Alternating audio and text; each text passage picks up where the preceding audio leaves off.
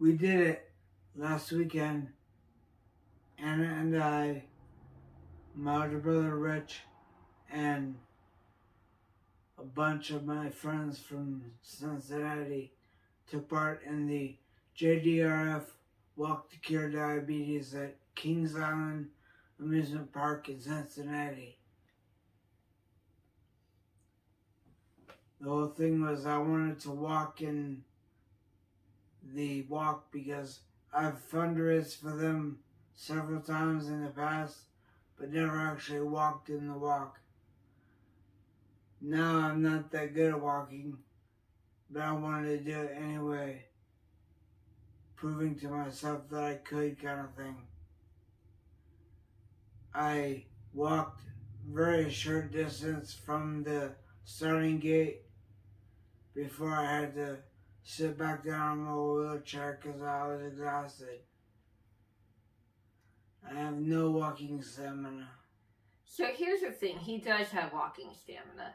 The problem is that the way we practice was not representative of the walking conditions. So when we practice at home, we're on flat ground. Or if we practice at physical therapy, again, flat, smooth surfaces.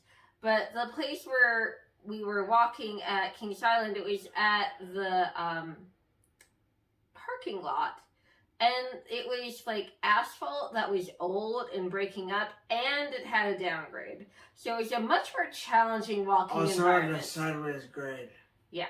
It had multiple grades, so it was just a much more challenging environment than anything we had practiced in.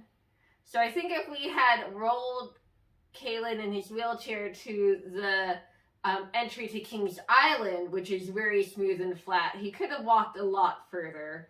But he wanted to walk through the JDRF archway, inflatable archway, and that was a very challenging patch of ground, not like what we were used to walking on. But he did it. Walked as far as you could. I stumbled as far as I could. You walked. I have a bad walking gait to the point where my right foot kept stepping on the toe of my left foot. We will show the video of him walking. His brother recorded it, so that was nice of him to record so we can show it on YouTube. Also had a bunch of people kept crossing in front of me as I walked. Yeah, because also we're not used to you walking in crowded conditions with a bunch of people. And I have anxiety in crowds too, so. And loud music. Loud, bad music.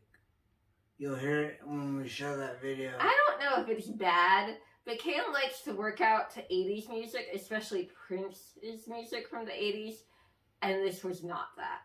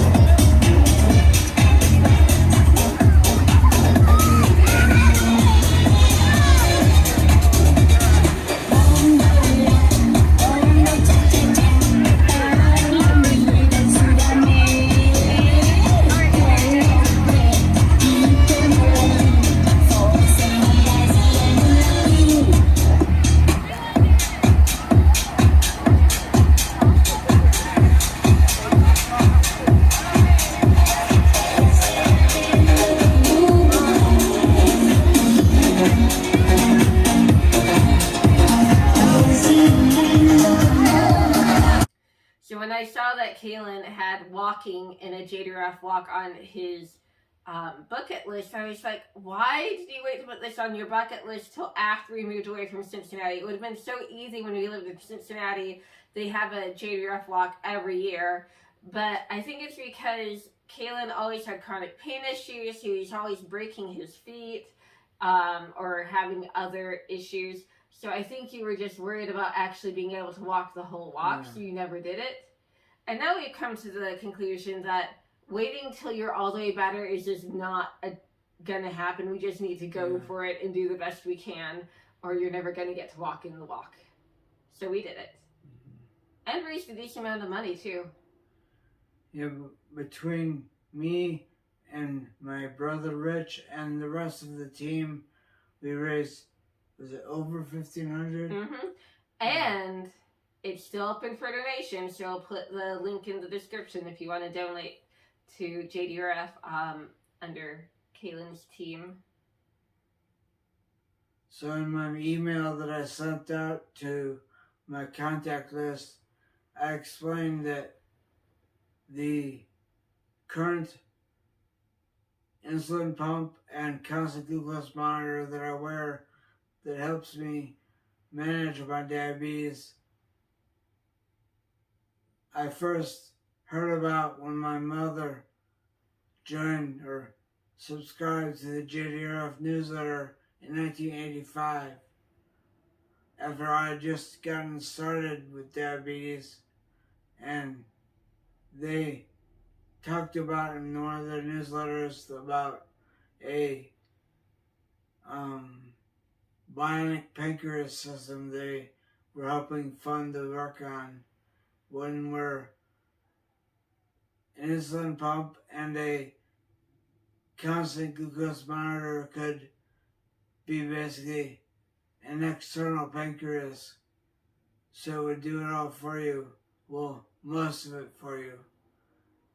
And nowadays that system is all mounted to my belly right here and here, and it's run through the computer of my phone. Back when they first were working on it, the computer was as big as a bedroom. We did get to check off something from my bucket list while we were in the area. You did? I've always wanted to pet an alpaca.